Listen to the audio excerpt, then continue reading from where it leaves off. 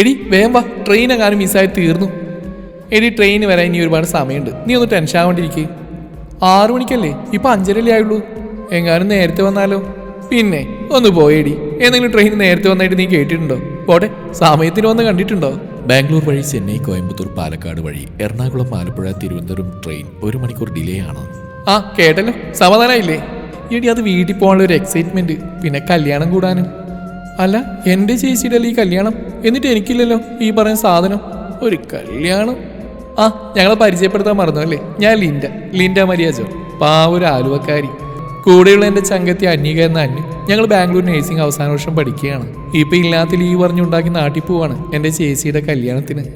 നിനക്ക് ശരിക്കും വിഷമമുണ്ടല്ലേ? പിന്നില്ലാതെ അവള് പോയാൽ ഞാൻ പിന്നെ ഒറ്റക്കാവില്ലേ? അതാ. മാത്രമല്ല ഇപ്പൊ കല്യാണത്തിന് പോയ ഓൾഡ് പീപ്പിൾസ് ഒക്കെ ചോദിക്കും ഇനി എന്നാ എൻ്റേതെന്ന്.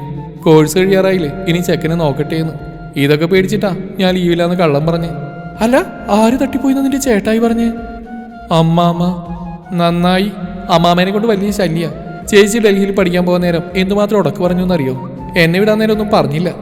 ആ അവർക്ക് ജീവനിൽ കൊതിയുണ്ട്, അതുകൊണ്ട്. ലിൻഡ അനുവിനെ തുറിച്ചു നോക്കി. എന്താടി ഞാൻ പറഞ്ഞ നേരല്ലേ? എടി നീ എൻഗേജ്മെന്റിന് വന്നിട്ട് കല്യാണം കഴിഞ്ഞ് പോയാൽ മതി. ഒന്ന് പോടി, നിന്റെ അമ്മാമേനെ തട്ടാനാണോ?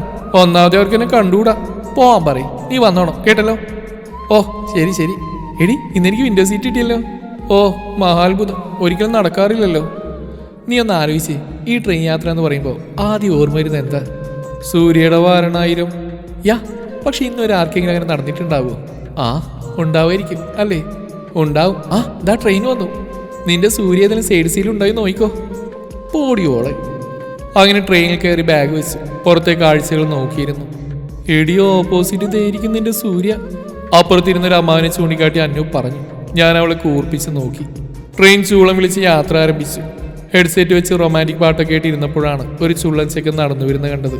ഹോ, എന്നാ ഗ്ലാമറാ ചെക്കനെ കാണാൻ. ആ യോഗ എല്ലാം മണിയേ. പതിയെ കണ്ണുകളടച്ച് പാട്ട് കേട്ടിരുന്നു. കുറച്ചു നേരം കഴിഞ്ഞ് മിഴികൾ തുറന്നു. എൻ്റെ കണ്ണുകളെ എനിക്ക് വിശ്വസിക്കാനായില്ല. ദേ ആ ചെക്കനിരിക്കുന്നു, അതും എൻ്റെ ഓപ്പോസിറ്റ്.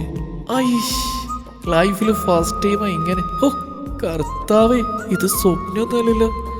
ഞാൻ പതിയെ കയ്യിൽ പിച്ച് നോക്കി. ആ വേദനിക്കുന്നുണ്ട്. ചെക്കൻ ഫോണിലാണ്. എന്തായാലും ആലുവരെ ബോറടിക്കാതിരിക്കാം. ഞാൻ അവനെ സൂക്ഷിച്ച് നോക്കി. വിടർന്ന കാപ്പിക്കണ്ണുകൾ, നീണ്ട മൂക്ക്, നീളം മുടി ഇടക്ക് കാറ്റിനനുസരിച്ച് മുഖത്തേക്ക് വീഴുന്നു. വെട്ടിയൊതുക്കിയ താടി, മൊത്തത്തിലൊരു ഹീറോ ലുക്കൊക്കെ ഉണ്ട്. അങ്ങനെ അവനെ നോക്കിയിരുന്നപ്പോൾ പെട്ടെന്ന് അവൻ എന്നെ നോക്കി. ഈശ്വരാ, കണ്ണും നോക്കി. എന്നെ നെഞ്ചെന്തെങ്ങനെ പെടക്കുന്നേ? എടി എന്റെ നെഞ്ച് പെടക്കണു. കർത്താവേ, അറ്റാക്കാണോ? അറ്റാക്ക് നിന്റെ ബോഡി. സ്പാർക്ക്. ശരിക്കും? ആടി ശരിക്കും? ഞാൻ കണ്ണെടുക്കാതെ അവനെ തന്നെ നോക്കിയിരുന്നു. കർത്താവേ, ഞാനൊരു പെടക്കോഴിയാണോ? ഏയ് ഒരിക്കലും അല്ല. എടി കോഴിക്കുഞ്ഞെ, പതിയെ നോക്ക്. സോറി, ഒരാവേശത്തില്. എന്തായാലും കൊള്ളാടി അവനെ കാണാൻ. അപ്പോഴാണ് അവന്റെ ഫോൺ ബെല്ലടിച്ചത്. ആയിച്ചായ, ഞാൻ ട്രെയിൻ കയറി. ആ ശരി. അപ്പോഴാണ് അവന്റെ കഴുത്തിലെ കുരിശുമാല കണ്ടത്. കർത്താവേ, ക്രിസ്ത്യാനിയാണോ? അയ്യവ. അങ്ങനെ അവനെ നോക്കിയിരുന്ന് സമയം കളഞ്ഞു. ആളെ ഹെഡ്സെറ്റൊക്കെ വെച്ച് ഫുൾ ടൈം ഫോണിലാണ്. ഇനി ഇങ്ങേർക്ക് വല്ല ലൈനും ഉണ്ടാവോ? പറയാൻ പറ്റില്ല.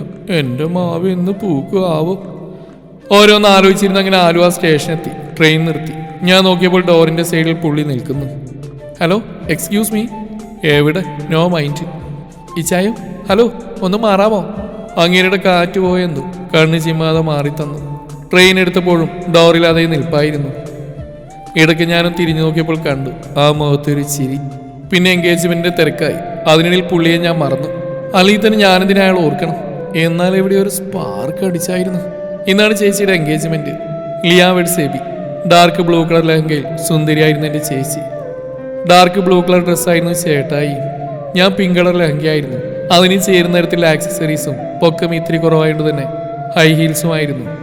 മുടി ടൈ ചെയ്ത് ഫ്ലവേഴ്സ് വെച്ചിരുന്നു. എല്ലാവരെയും പരിചയപ്പെടുത്തിയപ്പോഴാണ് ചേട്ടായി എന്നെ വിളിച്ച്.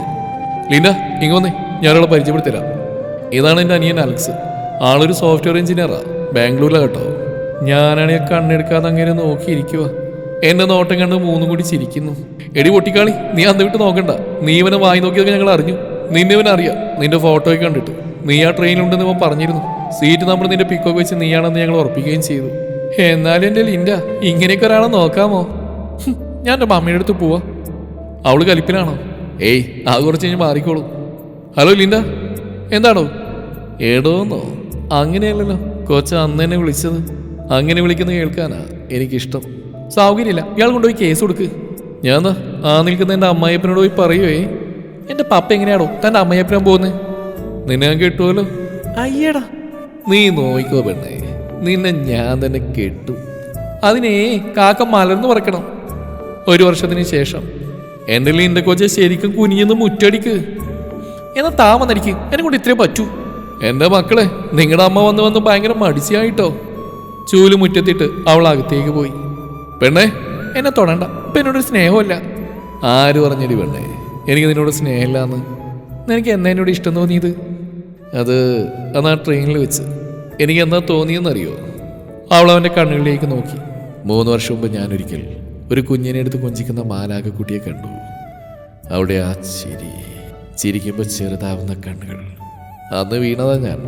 അന്നേ ഞാൻ മനസ്സിൽ ഉറപ്പിച്ചതാ, നിന്നെ ഒരുത്തനും വിട്ടു കൊടുക്കൂലെന്ന്. അപ്പോഴാണ് ചേട്ടൻ്റെ കല്യാണാലോചന. വീട്ടിൽ വന്നപ്പോഴല്ലേ ആ നിന്റെ ചേച്ചിയാണെന്ന് അറിയുന്നേ. ഒന്നും നോക്കിയില്ല, അന്നേ ഞാൻ പപ്പയോട് കാര്യം പറഞ്ഞു. നിന്റെ വീട്ടിൽ പറഞ്ഞപ്പോൾ 100 വട്ടം സമ്മതം. അതുകൊണ്ട് അല്ലേടി പെണ്ണേ, ലീവില്ലാന്നുകൊണ്ട് നിന്നെ വരുത്തിച്ചു. 2 കല്യാണം ഒരു ദിവസം നടന്നതും. അതുകൊണ്ട് എനിക്ക് എൻ്റെ മാലാക കൊച്ചിനെ കിട്ടി. കുറച്ച് ദിവസം കൂടി കഴിഞ്ഞാൽ 2 തങ്കക്കുടങ്ങൾ കൂടി വരും. അതും പറഞ്ഞവർ അവിടെ നെറുകയിൽ ചുംബിച്ചു.